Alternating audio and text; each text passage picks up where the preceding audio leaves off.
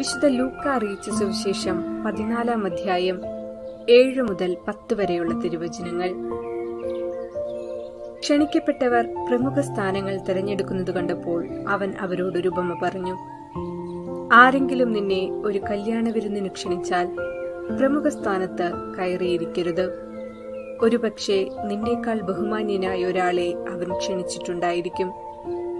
നിങ്ങളെ രണ്ടുപേരെയും ക്ഷണിച്ചവൻ വന്ന് ഇവന് സ്ഥലം കൊടുക്കുക എന്ന് നിന്നോട് പറയും. അപ്പോൾ നീ ലജ്ജിച്ച് അവസാനത്തെ സ്ഥാനത്ത് പോയിരിക്കും. അതുകൊണ്ട് നീ വിരുന്നിന് ക്ഷണിക്കപ്പെടുമ്പോൾ അവസാനത്തെ സ്ഥാനത്ത് പോയിരിക്കുക. ആതിഥേയൻ വന്ന് നിന്നോട്, സ്നേഹിത, മുമ്പോട്ട് കയറിയിരിക്കുക എന്ന് പറയും.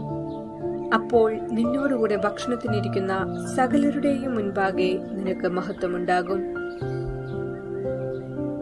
ഓർമ്മിക്കുക, സ്വർഗരാജ്യത്തിലെ വിരുന്നിന്റെ മുന്നാസ്വാദനം നടത്തുന്ന കാലം. ദൈവരാജ്യത്തിൽ അപ്പം ഭക്ഷിക്കുന്നവൻ ഭാഗ്യവാൻ എന്ന സ്വരത്തിനു പിന്നാലെ ഒഴുകിയെത്തിയത് വിരുന്നിന്റെ ഉപമ. ക്ഷണിക്കപ്പെട്ടിട്ടും സദ്യയ്ക്ക് സമയമായപ്പോൾ ജീവിത വ്യഗ്രതയിൽ അത് ആസ്വദിക്കാൻ കഴിയാതെ പോയ ഹതഭാഗ്യർ.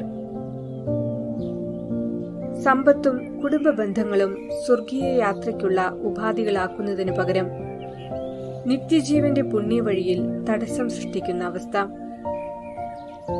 ക്ഷണിക്കപ്പെട്ട ഒരുവനും എന്റെ വിരുന്ന് ആസ്വദിക്കുകയില്ല. തന്നെത്താൻ ഉയർത്തുന്നവൻ താഴ്ത്തപ്പെടും, തന്നെത്താൻ താഴ്ത്തുന്നവൻ ഉയർത്തപ്പെടും എന്ന തിരുവചനം അനുദിന ജീവിത വ്യാപാരങ്ങളിൽ മറവിയുടെ മാറാപ്പിൽ മറയ്ക്കാനുള്ളതല്ല. വിരുന്നിന് ക്ഷണിക്കപ്പെടുമ്പോൾ പ്രമുഖ സ്ഥാനങ്ങൾ കൈയടക്കാതിരിക്കാനും വിരുന്നുമേശയിൽ വിളമ്പുന്നതെല്ലാം സന്തോഷപൂർവ്വം സ്വീകരിക്കുവാനും ഓർമ്മിക്കാം. നിന്റെ ജീവിതത്തിന്റെ വിരുന്നുമേശകളിൽ വിളമ്പാൻ പലരുണ്ടാകും, വിളമ്പാൻ പലതുമുണ്ടാകും.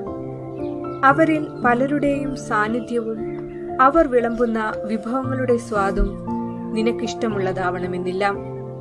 തിരസ്കരണം, ദ്രോഹം, അക്ഷമ, കോപം, സ്നേഹക്കുറവ്, വഞ്ചന, ചതി, അക്രമം എന്നിങ്ങനെ പല വിഭവങ്ങളും നിന്റെ വിരുന്നുമേശയിലെ വിഭവങ്ങളാകാൻ സാധ്യതയുണ്ട്. എല്ലാം സ്വീകരിക്കുക ശാന്തതയോടെ. ഒന്നോർക്കുക, നീ ഒരുക്കുന്ന വിരുന്നുശാലയിൽ മറ്റുള്ളവർക്ക് സ്വീകരിക്കാൻ ബുദ്ധിമുട്ടുള്ള വിഭവങ്ങൾ സ്ഥാനം പിടിക്കാൻ ഒരിക്കലും അനുവദിക്കരുത്. അവിടെ സന്തോഷത്തിന്റെയും സംതൃപ്തിയുടെയും സമാധാനത്തിന്റെയും സേവനത്തിന്റെയും സ്വാദുള്ള വിഭവങ്ങൾ മാത്രമേ ഉണ്ടാകാവൂ. അന്തിമ വിരുന്നിൽ അതെല്ലാവർക്കും ആസ്വദിക്കാനാകും.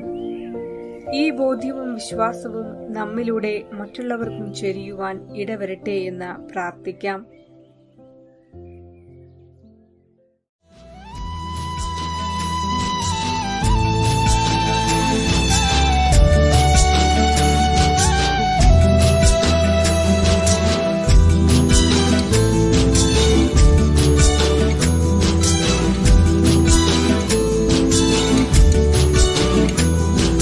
സൗഭാഗ്യം വിട്ടൻ വ്യാമോഹവുമായി അലഞ്ഞു ഞാനേറെ ദിനങ്ങൾ. ദുഃഖമറിയാതെ ആനന്ദം തേടി ഞാൻ എൻ ഭവനം എന്നേക്കു ധന്യമാക്കി. സൗഭാഗ്യം വിട്ടൻ വ്യാമോഹവുമായി അലഞ്ഞു ഞാനേറെ ദിനങ്ങൾ. ദുഃഖമറിയാതെ ആനന്ദം തേടി ഞാൻ എൻ ഭവനം എന്നേക്കു മന്യമാക്കി.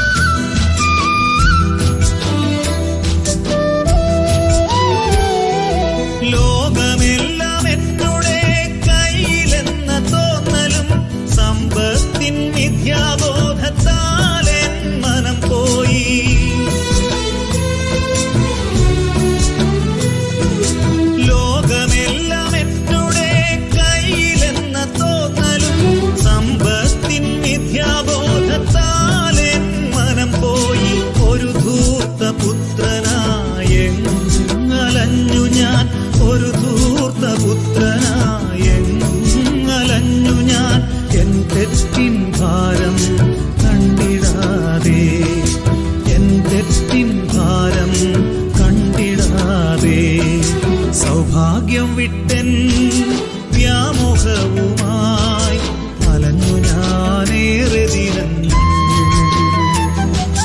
ദുഃഖമറിയാതെ ആനന്ദം തേടി ഞാൻ എൻ ഭവനം എന്നേക്കും അന്യമാക്കി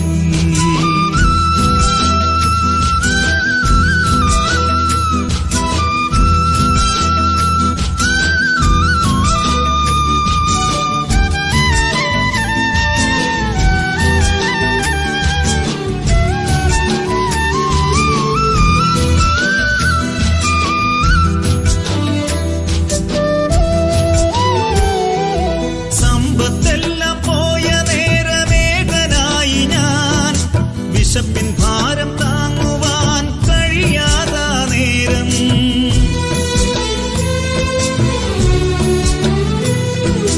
സമ്പത്തെല്ലാം പോയ നേരം ഏകനായി ഞാൻ വിശപ്പിൻ ഭാരം താങ്ങുവാൻ കഴിയാതാ നേരം ഒരു കുഞ്ഞുദാസനായി അങ്ങു ചെന്നു നിന്നു ഒരു കുഞ്ഞുദാസനായി അങ്ങു ചെന്നു നിന്നു എൻ പിതാവിൻ ഭവനത്തിൽ ഇടം തേടി എൻ പിതാവിൻ ഭവനത്തിൽ ഇടം തേടി സൗഭാഗ്യം വിട്ടൻ വ്യാമോഹവുമായി അലഞ്ഞു ഞാനേറെ ദിനങ്ങൾ ദുഃഖമറിയാതെ ആനന്ദം തേടി ഞാൻ